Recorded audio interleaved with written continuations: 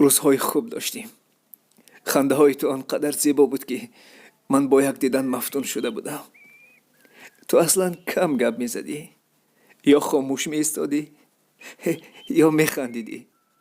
خاطرت هست روزهای اول شناساییمان با تو گفته بودم 2 میلیون سوال دارم که باید تو جواب دهی. خندیدی و گفتی 2 میلیون.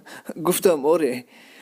اولین نه، بلکه پس از چند سوال ترسان و لرزان و 1000 بار ته دل خداگویان پرسیدم دوست پسر داری؟ خاموش شدی. دلم ته کشید. بعدش هم گفتی نه ندارم. گفتم خدا را شکر.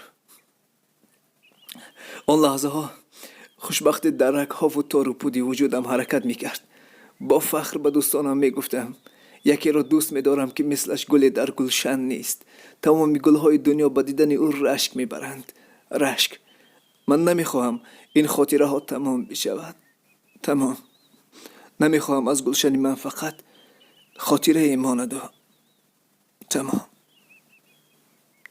تمام.